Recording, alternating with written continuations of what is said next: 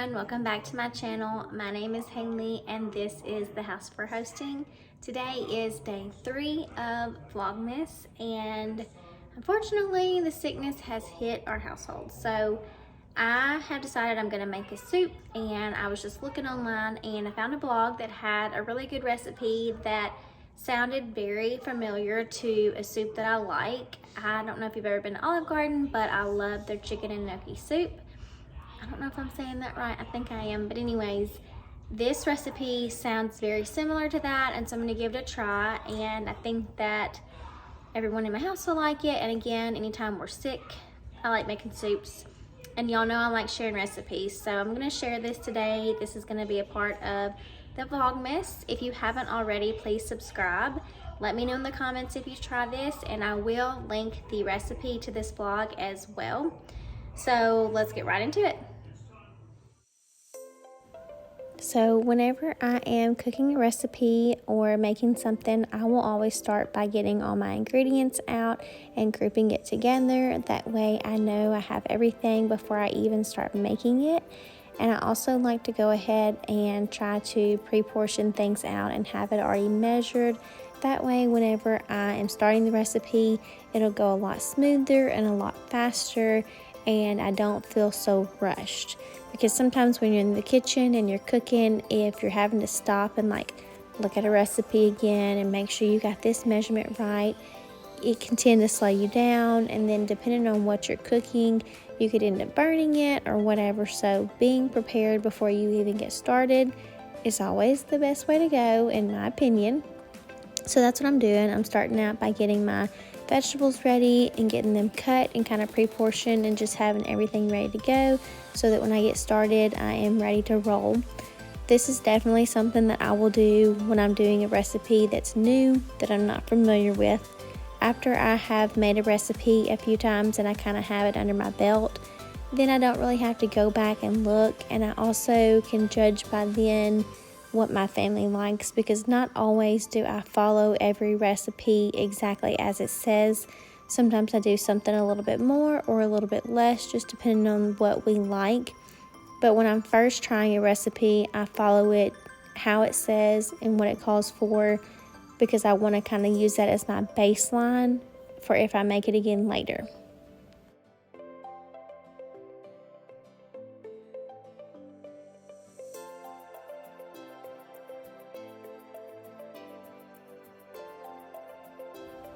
Once I had the vegetables cut and pre-portioned, I went ahead and set that to the side, and then I started working on the dumplings, just creating the dough for this.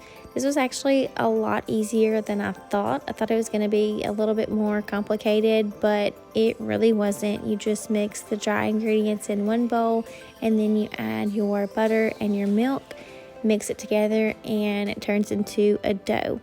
And I just kind of formed mine into a dough ball and then set that aside while I cooked the soup, and just had it sitting there and let it keep rising while it's waiting to be dropped into the soup. These dumplings are a drop method. So basically what that means is you make your dough, and then when you're ready to put it in the soup, you'll just pinch it off and kind of form it into little balls and just drop it into the soup, and then it cooks in the soup that way. I like my dumplings really doughy, but you can cook them longer or less depending on however you like the consistency of your dumplings. But all in all, I was really pleasantly surprised with how easy it was to make these dumplings.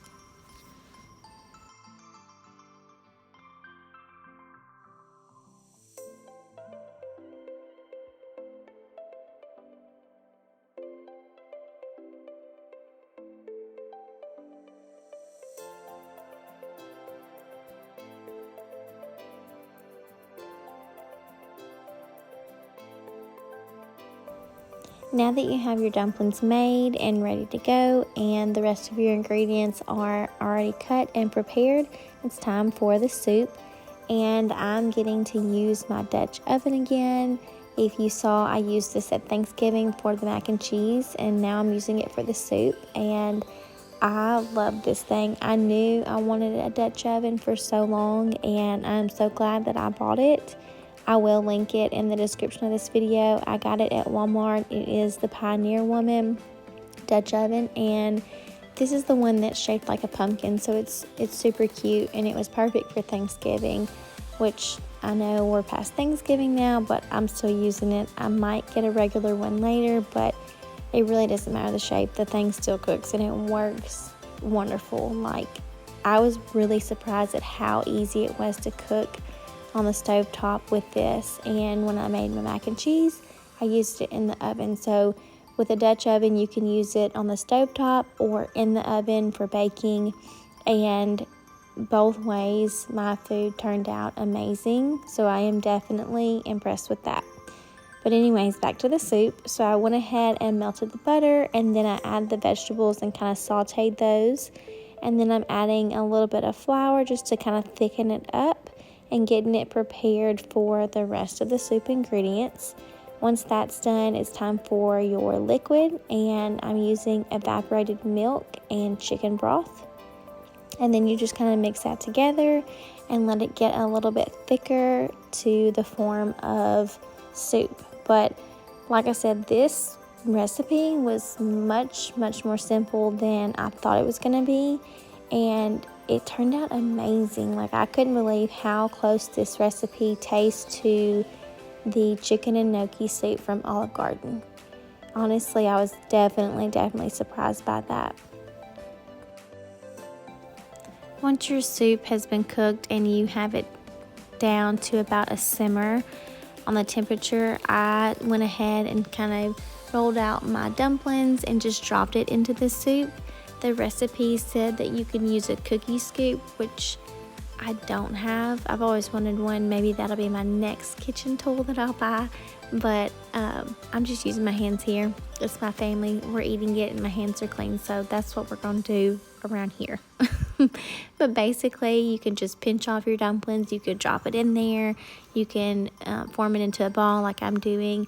There's no rhyme or method about this. I will say, and you'll see in the next clip, the dumplings initially looked really large and they were like floating to the top. And so I was reluctant to use all the dough, but I went ahead and did use it all, which I'm glad, because as it cooked, it settled down into the soup and it became better, like a better consistency, as you can see here. So initially, if you kind of start seeing that, don't freak out. It's supposed to look that way and it gets better.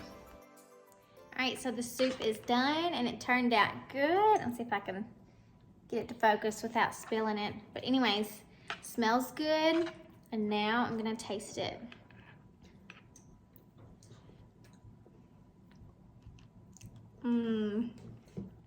That's good. I would definitely say it tastes just like the soup from Olive Garden. So this one, I'm saving the recipe and I'm gonna link it in the description of this video to the blog post so you can try it yourself, but it's good. Very good. A+. Thumbs up, thumbs down, thumbs up. Sideways. No, it's a little good. It's a little good? Look. I think it's really good. I like the dumplings too. And that's the thing about the dumplings. You can make them as big or as small as you want. You can make them doughy, however you want. So, Dad, do it. all in all, it's a pretty easy recipe too. I mean, it just took me a minute to kind of figure it out, but it's good. Anyways, so don't forget to subscribe, click like for more of these videos to come. Thank you for being here today. I'm gonna go and finish my supper and then get the kitchen cleaned up and just get back to it. Thank y'all for being here. That's all I got today. Bye, guys.